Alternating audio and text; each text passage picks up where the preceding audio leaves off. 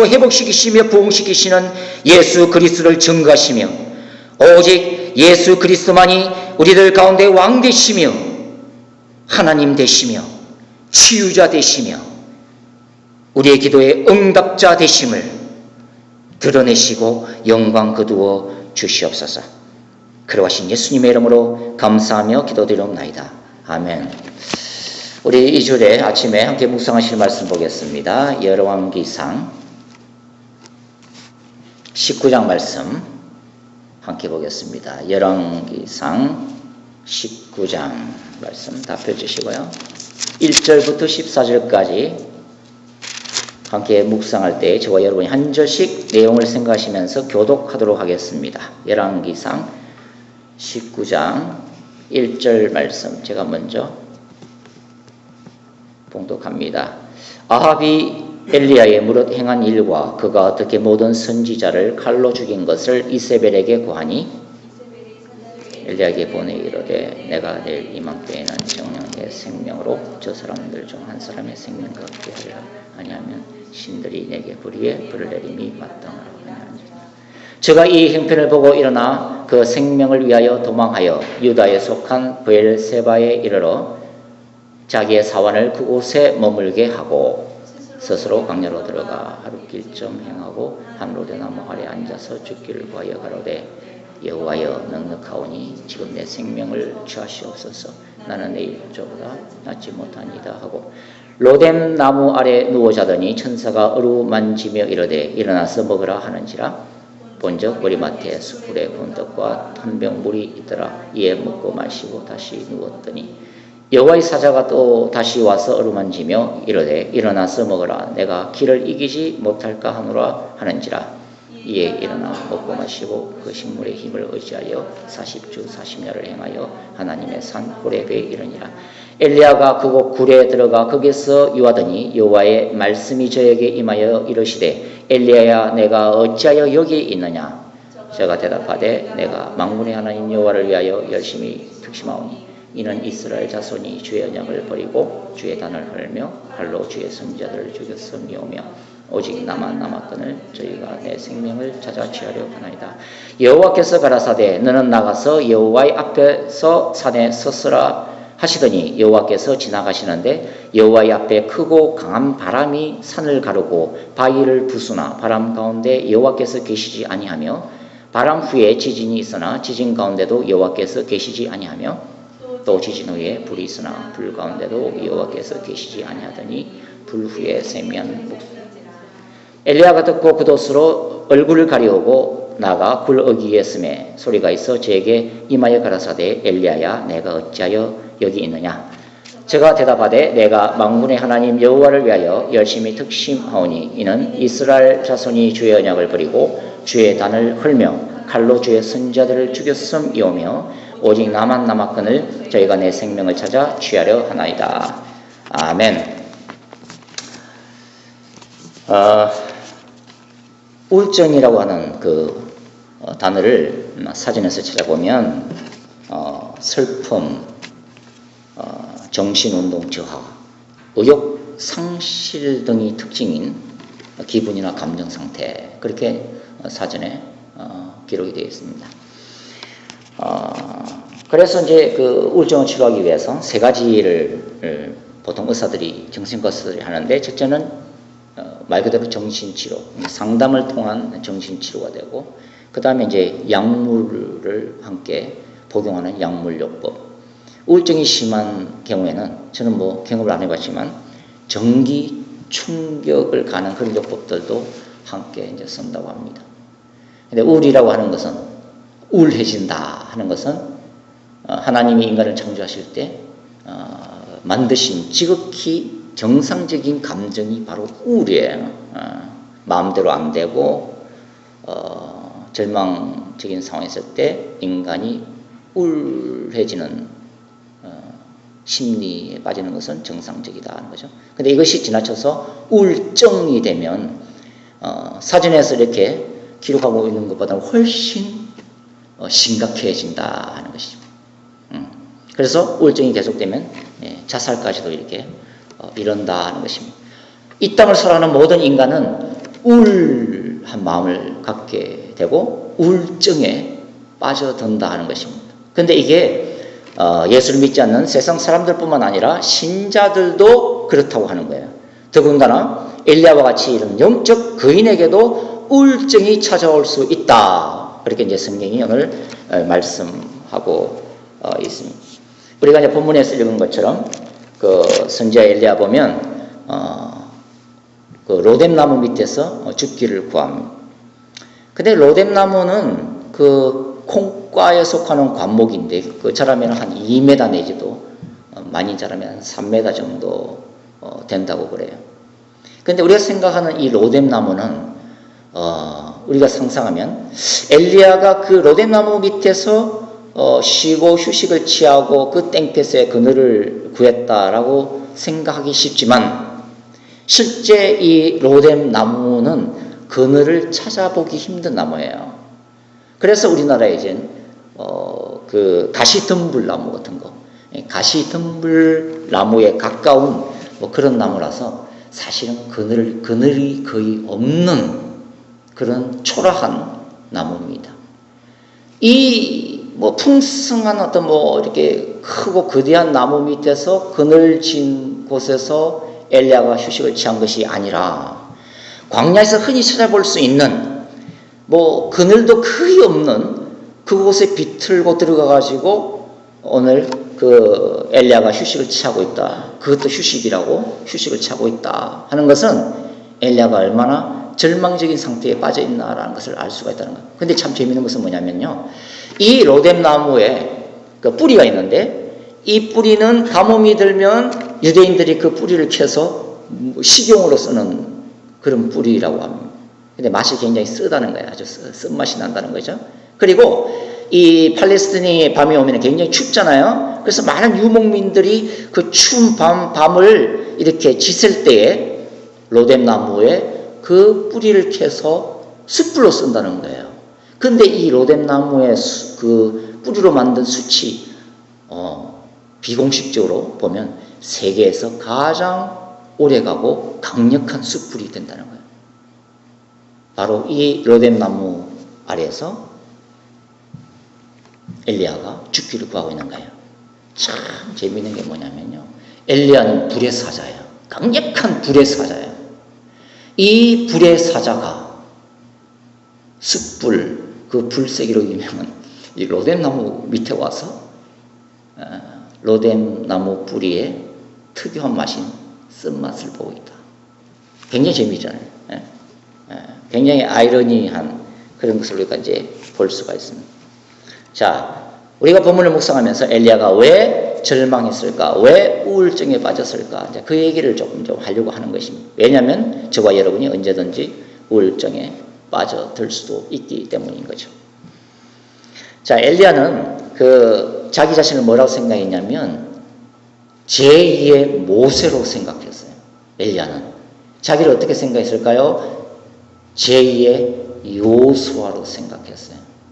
왜냐하면 엘리야가 열왕기상 18장에 보면은 그 갈멜산에서 단을 쌓는데 12돌 야곱의 12아들의 숫자를 따라서 12돌을 취해서 제단을 쌓아요. 그러기에 불이 임하는 거죠, 거기에.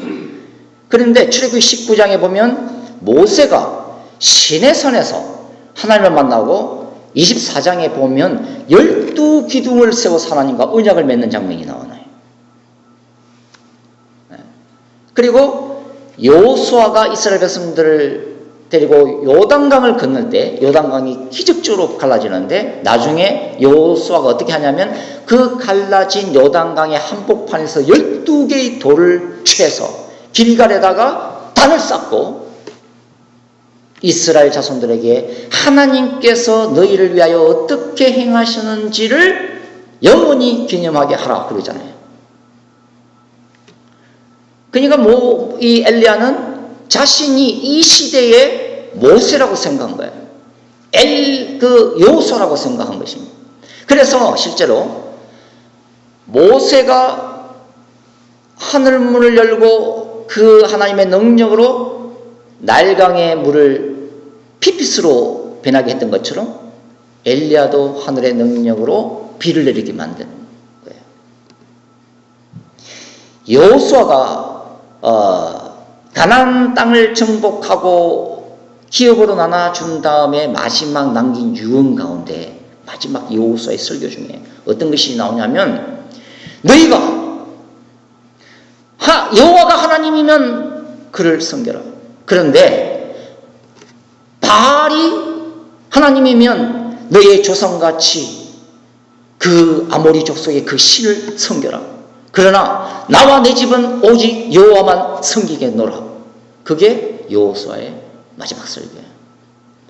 여기 18장에 갈멜산에 불이 떨어지게 되네. 이 엘리야가 그 내려오던 그 여호수아의 설교문을 다 외웠어요. 그리고 이 설교를 하는 거예요. 너희가 오늘 이 갈멜산에서 여호와가 너희 하나님이면 그를 섬겨라. 그러나 바알이 하나님이면 그를 따를지니라. 신앙을 결단하는 그 설교를 하고 있다는 거예요. 그러니까 이 엘리야는 자신을 이 어두운 시대, 영적으로 하늘이 닫히고 우상을 숭배했던 이 폐역한 시대에 자신은 모세와 같이 이스라엘 우상 숭배에서 출애굽을 시켜야 되는 모세로 생각한 거예요. 그리고 그의 메시지를 통해서 여호수아와 같이 오직 야훼 신앙, 오직 하나님만이 하나님이시라는 그 메시지를 전달해서 이 민족을 구원해야 될 이 시대의 여호수아로 생각한 거예요. 그런데 결과는 어떻게 되는가? 갈멜산에서 불이 떨어지고 이스라엘 백성들 가운데 하 엘로힘, 그렇습니다, 하나님만이 그분이십니다 라고 막 영적 부흥이 일어나고 막 했을 때, 그래서 뭔가 되는 것처럼 보였을 때 상황은 그렇게 되지 않았다 하는데 이제 문제가 발생이 됐다는 거예요. 그 갈멜산에 아왕이 있어서 처음부터 끝까지 다 지켜봤어요. 그래서 바알 선지자들이 별별 짓을 다 해도 불이 떨어지지 않고, 그런데 엘리야가 딱 짧은 기도를 하자마자 불이 임하는 걸 봤잖아요. 그리고 닫혔던 하늘문이 열면서 비가 3년 6개월 동안 안 내렸던 그 가뭄의 땅에 축복의 단비가 소나기처럼 쏟아다 내리는 것을 아왕이 봤잖아요.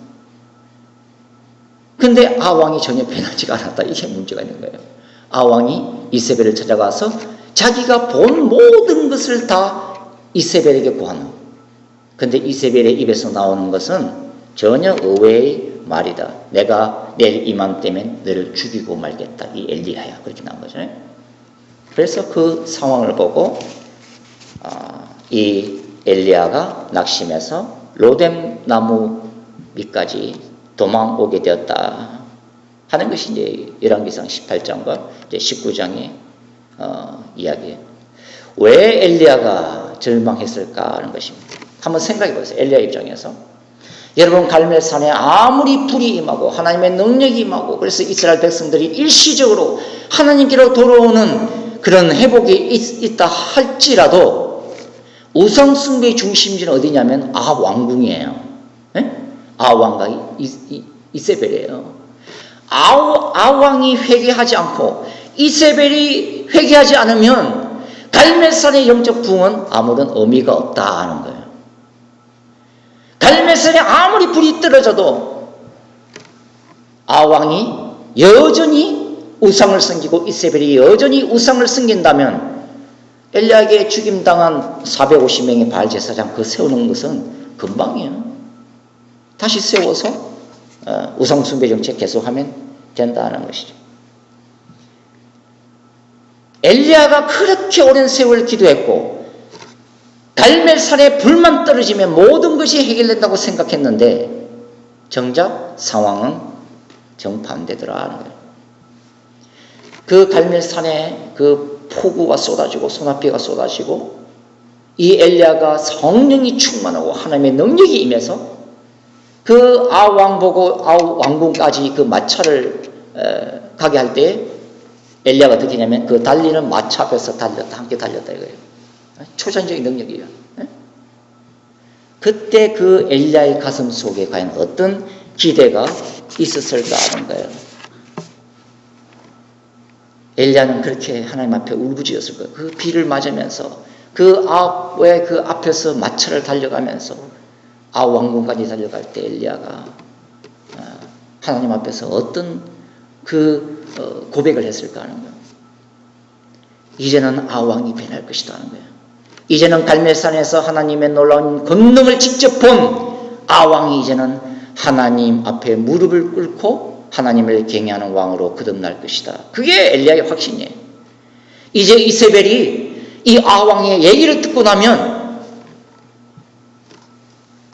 발과 아세라의 선지했던 이 악한 여인도 하나님이 행하신 일 앞에 무릎을 꿇게 될 것이다.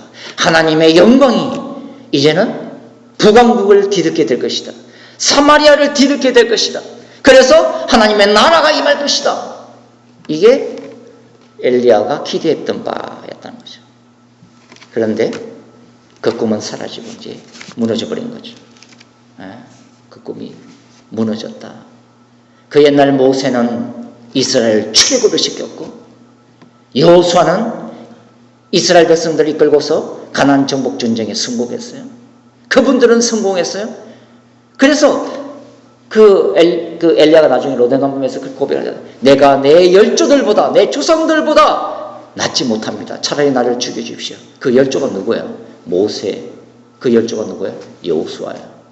모세와 여호수아는 하나님께 받은 자신의 사명을 성공적으로 마쳤다 이거예요. 근데 나는 실패했다는 거야. 나는 부흥사역에 실패했다. 내 인생, 내 사역에 나는 실패했다.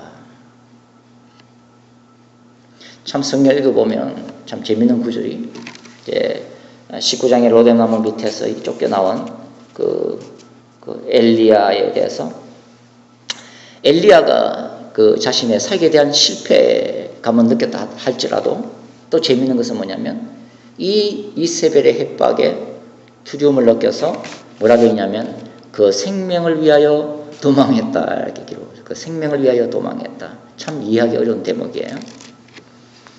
왜냐하면 열왕기상 18장에 나오는 엘리야하고 19장에 나오는 엘리야가 완전히 다른 인물처럼 느껴지기 때문이다.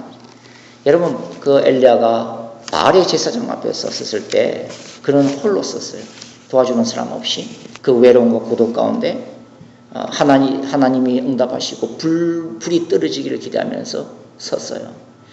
왜 그 엘리야도 힘들지 않겠어요? 불이 안 떨어지면 어떻게 된다? 죽임을 당하는 거죠. 거꾸로 아세라 선지자들한테 돌 맞아 죽는 거예요. 그러니까 생명을 걸고 하늘에서 불이 떨어질 줄로 믿고 담대히 나선 거예요. 그러니까 엘리야도 참 고독하고 외로운 가운데 오직 믿음만을 가지고 섰다 이 말이에요. 바알 제사장들 앞에 섰단 말이에요. 그래서 하늘의 문이 열리고 불이 떨어지는 역사를 경험했다는 거예요. 불도 떨어지고 비도 쏟아붓는 그 초자연적인 기적을 맛봤다는 거예요. 엘리야가 그죠? 하나님의 능력과 권능을 다시 봤다는 거예요. 이런 어떤 놀라운 능력 사역을 능력 목회를 한 엘리야가 그 초자연적인 역사를 본 엘리야가 어떻게 한낱 여자 이세벨이 죽인다고 도망을 치나 이거야.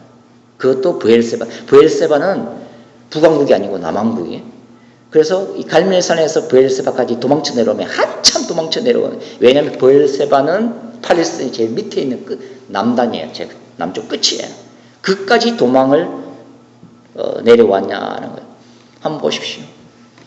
인간이 어느 날에는 하늘의 능력을 받아서 성령이 충만해서 기도하면은 병든 자가 더 나가고 죽은 자도 살리고 역사가 일어나다가도 그런 능력을 행했던 종이 어느 날 한 여자가 죽이겠다고 위협한다고 해서 그렇게 자기 목숨을 위하여 도망칠 수 있냐. 갈멜산에서 엘리야가 자기 목숨을 구했어요? 아니에요. 이 사람은 순교자적인 자세로 갈멜산에서 살겠다. 자기 목숨을 내놓고 했다. 그런 사람이 이제는 자기의 목숨을 구하기 위해서 구차하게 도망치냐 하는 것입니다. 어느 날은 기도를 많이 해서 성령 충만하다가 그 다음에는 밑바닥에 영성이 떨어져서 절망감에 빠지고 우울증에 빠지고 소위 탈진 증후군에 빠지냐. 인간이 그럴 수 있냐. 그런데 성경을 보면 그럴 수 있다. 이거 아니에요? 네. 그 엘리야가 로뎀나무 밑에서 이제는 지 목숨 구하겠다고 도망쳐온 엘리야가 이제는 뭐라고 하나님 앞에서 투정하냐면 이렇게 투정하고 있잖아요. 여호와여 넉넉하오니 지금 내 생명을 거두시옵소서. 내 생명을 나를 죽여주세요. 나는 내 조상들보다 낫지 못합니다. 이게 어떻게 우리가 이해를 하겠어요? 그 목숨을 위하여 도망한 엘리야가 이제는 하나님 앞에서 죽여달라고 얘기하는 이 역사를 어떻게 이해하느냐 하는 것입니다. 근데 그게 이 자리에는 저와 여러분이다 하는 것입니다. 힘들다 보면 하나님 앞에서 기도하면서 주님 차라리 죽여주세요. 하나님 저 살고 싶지 않아요. 제가 옛날에 그렇게 성령의 불을 받던 은사를 많이 받았던 아니 놀라운 체험을 하던 관계없이 내 눈앞에 있는 상황 때문에 저는 더 이상 살고 싶지 않아요. 하나님 저를 죽여주세요. 얼마나 그런 경험들을 많이 하느냐 하는 것입니다. 어찌 엘리야 이야기가 엘리야만의 이야기였어요? 이 자리에 있는 바로 저와 여러분의 이야기이기도 한 거죠.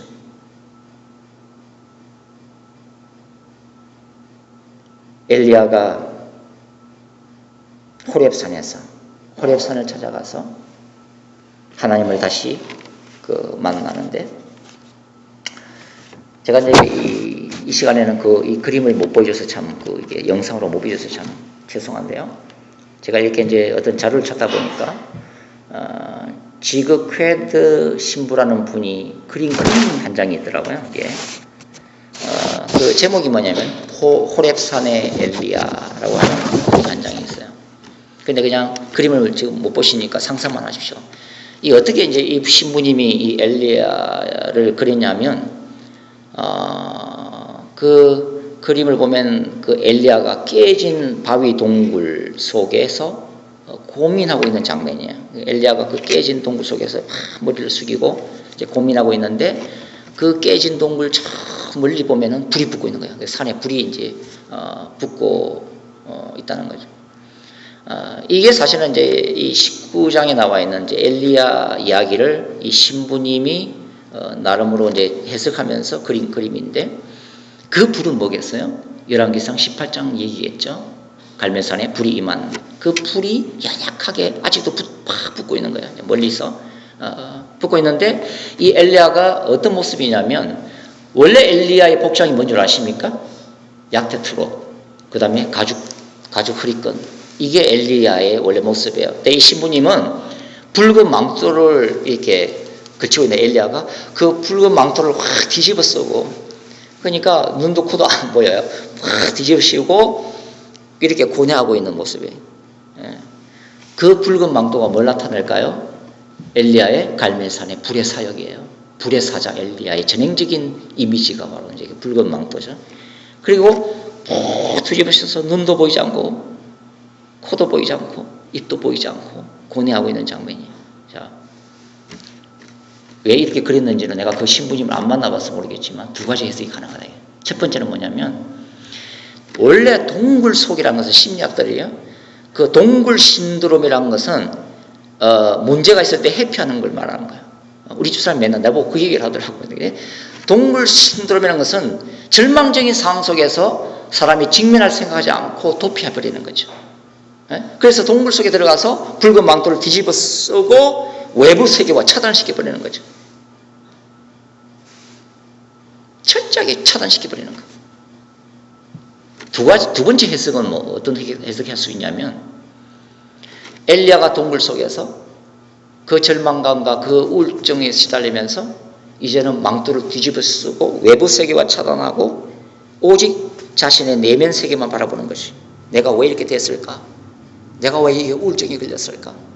그렇게 사역 잘하던 내가 왜 이렇게 됐을까? 사업자라던 내가 왜 이 지경이 됐을까? 그렇게 믿음 생활 열심히 하는 내가 왜 이렇게까지 내가 세상에 빠져들었지? 자신의 내면을 바라보는 단계다. 그러면서 그 내면 속에서 세미한 음성 중에 들린 하나님의 음성을 들으려고 하는 것. 세미한 하나님의 음성을 들으려고 하는 자세. 그런데 이 신부님이 또 하나 더 재밌는 것은 뭐냐면 왼쪽 손바닥을 이렇게 엘리야가 이렇게 하고 있는데 그 왼쪽 손바닥에 낙엽 한 장이 다 이렇게 떨어지는 그림을 그려놨어요. 제가 이 그림을 굉장히 재미있게 묵상을 했는데 물론 설명은 없어요. 제가 그렇게 해석을 한 거죠.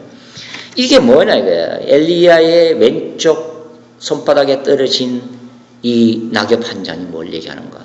역시 두 가지 해석이 가능합니다. 제가 해석하는 거예요. 첫 번째는 뭐냐면 엘리야의 모양이 이 모양 이 꼬라지는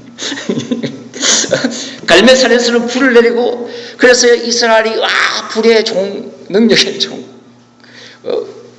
이렇게 하던 자신이 이제 도망쳐 와가지고 동굴 속에 처박혀가지고 찾아주는 이도 없고 신자들도 없고 교회도 날아가고 사역도 떠나가고 이제 선교지도 이제 문 닫고 뭐 이런 거. 그래서 초라하기 짝이 없는 낙엽 같은 신세.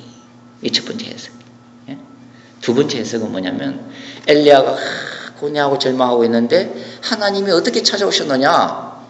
낙엽으로 찾아오시는 거예요. 그 보잘것없던 낙엽으로 찾아오셔서 엘리야의 왼쪽 손에 탁 앉으시는 거예요. 지극히 작은 하나님이에요. 이제 그 얘기를 제가 이제 계속해서 할 건데 두 가지 해석 중에서 마음에 드는 해석 여러분이 스스로 이제 선택을 해요. 이게 이제 지극 쾌드 신부님이 그렸던 그 호렙산의 엘리야라고 하는 이제 그런 그림이에요. 나중에 여러분들이 한번 찾아보세요. 이 호렙산의 동굴에 숨어버린 저 엘리야에 하나님이 이렇게 물었어요. 엘리야야, 내가 어찌하여 여기 있느냐? 엘리야야, 내가 어찌하여 여기 있느냐? 엘리야야, 왜 호렙산까지 네가 오게 되었니? 그리고 왜 호렙산까지 와서 이 동굴 속에 숨기니? 울고 있니? 절망하고 있니? 우울증세에 빠져서 집안에 갇혀있냐? 그 말이에요. 그때 엘리야가 똑같은 대답을 두 번 하는 거예요. 그게 뭐냐면 주님, 저는 하나님을 향한 특심이 그 열심이 특심한 사람입니다. 저는 하나님을 향한 열심이 특심한 사람입니다. 라고 두 번 대답한다 이거예요. 이 말은 뭐냐면 엘리야가 하나님의 영광에 대해서 유달리 질투심이 강하다 그런 뜻이에요. 원어를 보면 하나님의 영광에 대해서 엘리야가 유달리 질투심이 강하다. 이게 어떤 마음이냐면 하나님의 마음이거든요. 하나님은 다른 우상을 섬기는 것에 대해서 굉장히 질투하시는 하나님이에요. 하나님도 굉장히 질투를 많이 하시네요. 근데 하나님의 선지자인 엘리야가 하나님의 그 마음이에요. 하나님의 영광이 이스라엘 백성들한테 높임을 받지 못하는 거, 우상이 이스라엘을 뒤덮고 있는 거, 하나님이 왕으로 인정받지 못하는 거, 그 하나님의 영광이 뭉개지고 무너지고 자빠지고 넘어지고 깨어진 그 현실에 대해서 엘리야가 분노하고 있다는 걸 얘기하는 거죠. 그래서 엘리야를 어떤 선지자 부르냐면 하나님의 영광에 목마른 선지자다 이렇게 불러요. 수많은 선지자들이 있는데 엘리야를 탁 끄집어내서 이 사람한테 레벨을 붙이자면 하나님의 영광에 특심한 선지자, 하나님의 영광에 목마른 선지자, 그렇게 붙일 수가 있다 이 말이에요. 엘리야에 대해서. 그러니까 그 어떻게든 하나님의 영광이 회복되기를 원하는 그 열심으로 지금까지 지치지 않고 달려왔다 하는 것을 얘기하는 거예요. 엘리야 자신이. 다른 목적이 없다.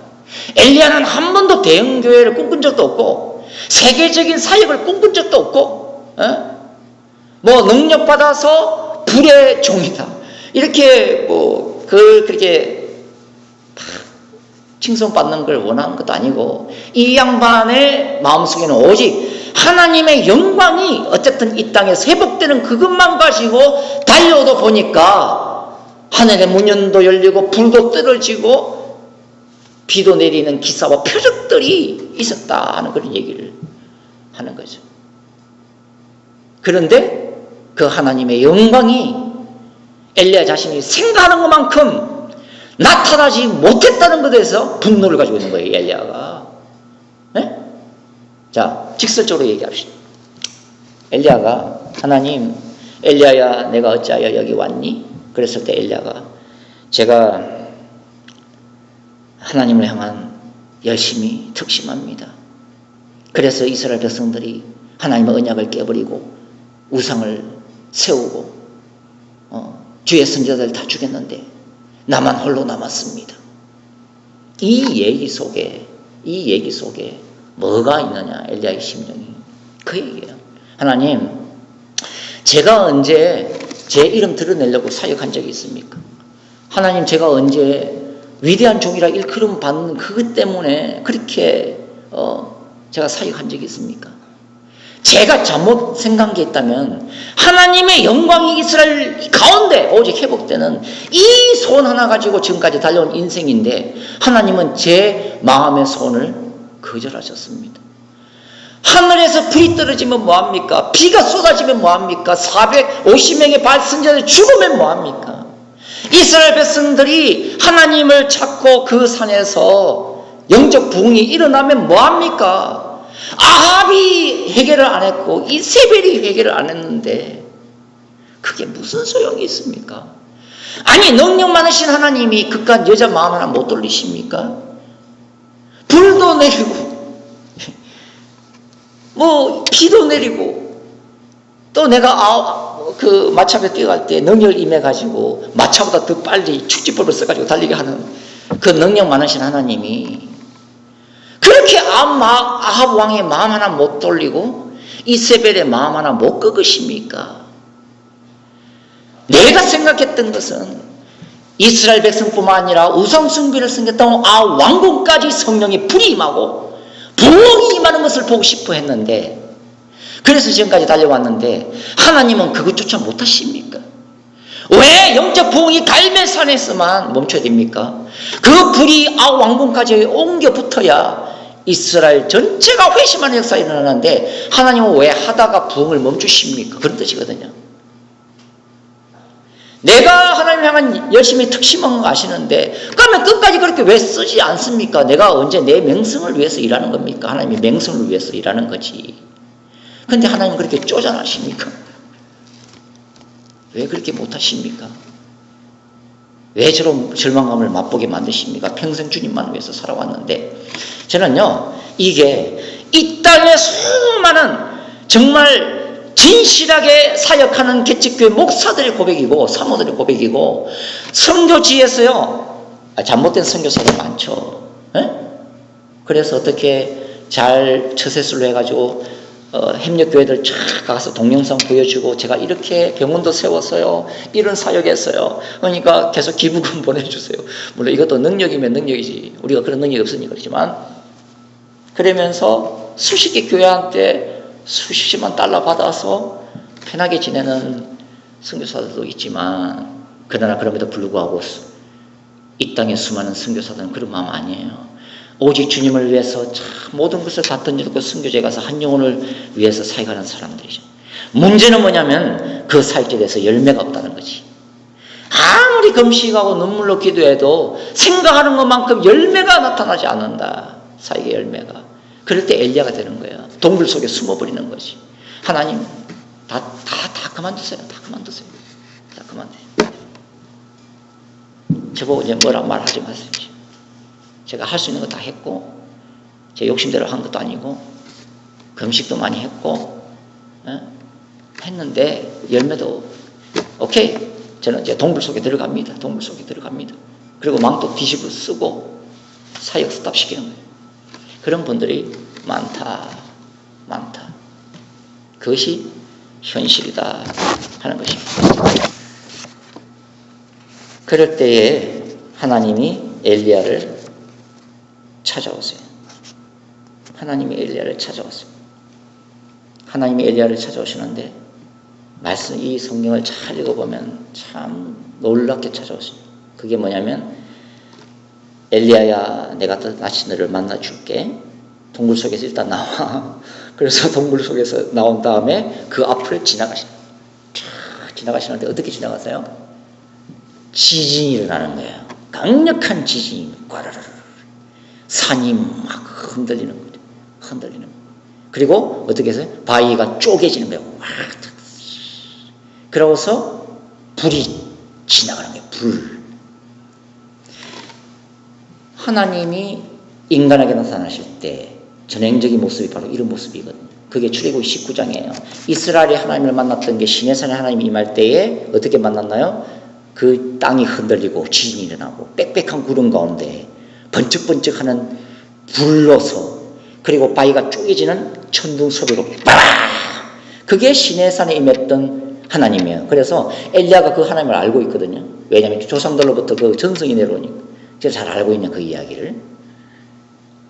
근데 이 엘리야의 또 부르심이 어떤 거냐? 또 그런 사역이에요.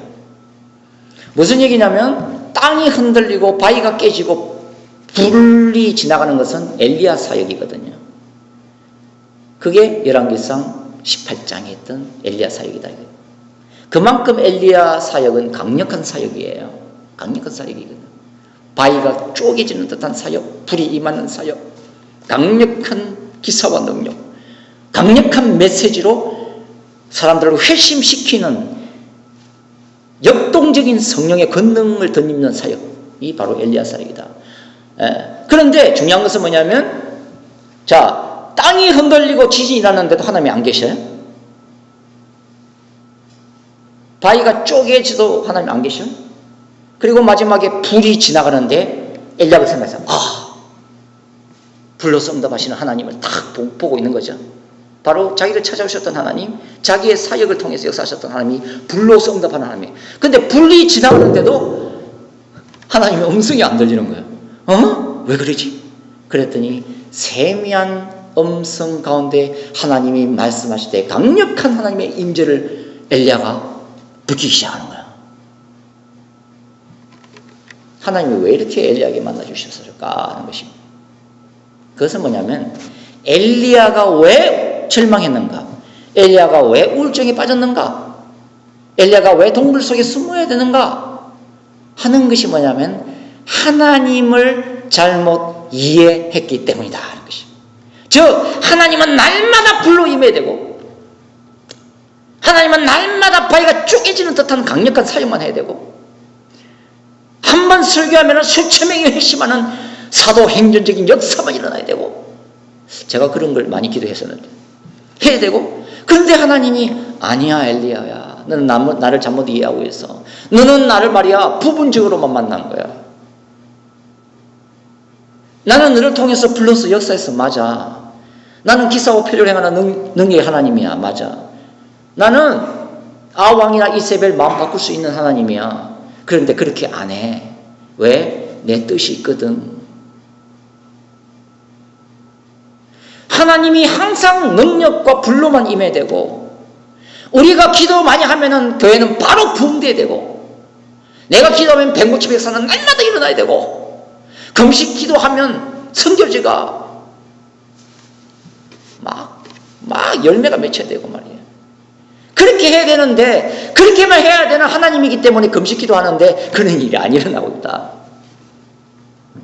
즉 하나님은 불로서 역사하시지만 때로는 세미한 음성 가운데 역사하시는 하나님이시다 하는 거죠. 그걸 엘리야가 호렙산에서 배우기 시작하는 거죠. 세미한 음성 가운데 역사하시는 하나님. 이 세미한 음성은요 흔적이 없는 거예요. 하나님이 일하시는 것 같지도 않고 그런데 하나님이 일을 하시는 거예요. 아무리 기도해도 기도 응답이 없어요. 그런데 여전히 하나님은 일하고 있다. 내가 하나님 앞에 죽도록 충성하고 봉사해서 내 사업에 번창할 것 같은데 여전히 사업은 뒤틀리고 안 되고 문제는 꼬인다 이거예요. 그럴 때 절망감과 우울증성에 빠져드는 거죠. 그래서 동굴 속에 숨어버린다. 그런데 하나님은 아니다. 그것은 나를 잘못 이해하고 있는 것이다. 하나님은 나를 잘못 이해하고 어찌 보면 절망감과 우울증은 우리가 생각하는 하나님이 있어요. 그죠? 다 여러분마다 생각하는 하나님이 있다고. 그 생각하는 하나님을 내 속에다가 딱 가다 놓고 그 안에서만 하나님이 역사를 하셔야 돼요. 그 밖을 벗어나면 노 이거는 내가 하나님이 아니에요. 그런데 하나님은 안 그러시잖아요. 저와 여러분이 잘 알다시피 하나님은 하나님 뜻대로 하신다. 여러분 그렇다 해서 뭐예요? 어떤 목사님은 그렇게 얘기를 하더라고요. 이게. 그러니까 열왕기상 19장을 보면요. 그 목사님이 하는 설교가 하나님이 항상 불러서 역사하는 게 아니까 그런 거 구하지 말라니까. 이거 봐봐요. 세미한 음성 가운데 말씀하시잖아.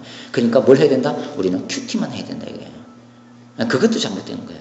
왜냐하면 여러분 이 열왕기하를 읽어보면 열왕기하 1장과 2장을 읽어보면 엘리야 마지막 사역이 나오는데 그때 엘리야가 어떻게 해서 세상에 50부장 100부장이 찾아간다며 엘리야를. 그랬더니 하늘에서 불이 나와가지고 그 사람들 어떻게 했어요? 태워버렸어요. 무슨 얘기냐면 불의 역사가 다시 일어나고 있다는 거예요.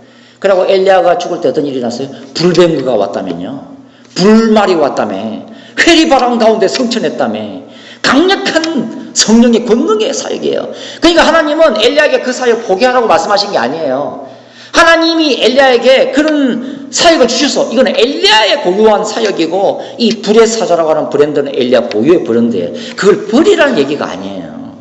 다만 하나님은 그렇게 엘리야를 사용하시지만 그렇게만 나를 생각하지 말라는 것이. 그러니까 네가 우울증이 걸리고 절망감에 빠져들지 않느냐. 네가 불러서 역사하는 때도 있지만 때로는 내가 침묵하는 때도 있으니까 기다려. 너를 비워. 하나님 앞에 내려놔라. 내가 할게. 그 의미잖아요.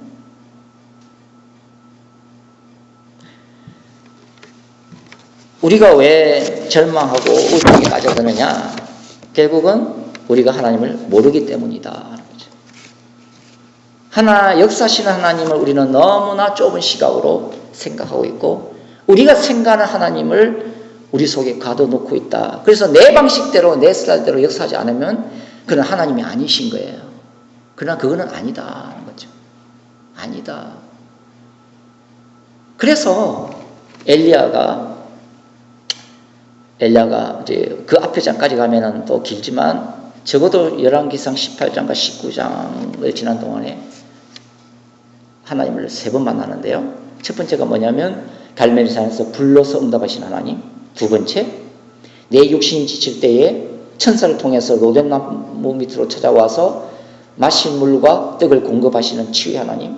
세 번째가 불로서만 아니라 세미한 음성 가운데 비록 눈에 열매가 보이지 아니할지라도 그러나 내가 하나님 앞에 신실하게 서 있으면 여전히 신실하게 일하시는 하나님, 작은 하나님을 이제 보여주는 거잖아요. 이 세 하나님이에요. 그러니까 우리가 인생의 길을 걸어가면서 이 하나님들을 다 만나야 된다는 거예요. 그래서 이 하나님의 놀라운 역사를 체험하지 못하고 하나님의 능력을 모르는 분은 어떤 분이에요? 기사와 표적과 능력으로 임하시는 하나님을 한 번 정도는 만나야 된다는 거죠. 근데 막 불러 이렇게 사역하다가 열매가 안 맺어서 하나님이 떠나시는 모양이다 라고 하시는 분들은 세미한 음성 가운데 역사하시는 하나님을 만나야 치유가 일어난다. 사역하다가 막 지치고 신앙생활하다 지쳤다. 탈진하다. 그러면 어때요? 육신적인 휴식과 쉼을 가져야 된다. 그게 로뎀나무 밑에 하나님이죠. 천사를 보내서 우리 육신적인 피로를 채우시는 하나님. 이 모든 하나님이 한 분 하나님이지만 그러나 우리가 만난 하나님은 각각 다른 거예요. 왜냐하면 우리가 걸어가는 인생의 여정이 다 상황이 틀리기 때문에. 그래서 결국은 치유와 회복이라는 것은 어떤 것인가? 내 삶, 내 환경 가운데 그때마다 찾아오시는 하나님, 다른 모습으로 찾아오시는 하나님을 만나는 것이 치유와 회복이다. 그게 치유와 회복의 시작이다 하는 것입니다. 그렇게 하나님은 우리를 만나 주신다는 것입니다. 이런 하나님을 때마다 순간마다 서로 다른 상황 속에서 만나서 치유받는 저와 여러분이 되시기를 주님의 이름으로 축원드립니다. 기도하시겠습니다. 그렇습니다. 그러고 하신 아버지 하나님, 우리가 힘들 때, 절망할 때, 우울증에 빠져 있을 때 우리가 하나님의 말씀 가운데 우리를 찾아오시는 하나님을 다시 알 수 있도록 도와주시옵소서. 그래서 그때마다 내가 생각하는 하나님, 내가 가둬놓은 하나님이 아니라 나를 사용하시고 내 삶을 인도하시고 여러 가지 방법으로 역사하시는 다양한 하나님을 내가 수용하고 이해하고 받아들이고, 그래서 내 뜻과 내 방법을 내려놓고 치유받을 수 있는 저대 될 수 있도록 역사하여 주시옵소서. 그러하신 예수님의 이름으로 감사하며 기도드리옵나이다. 아멘.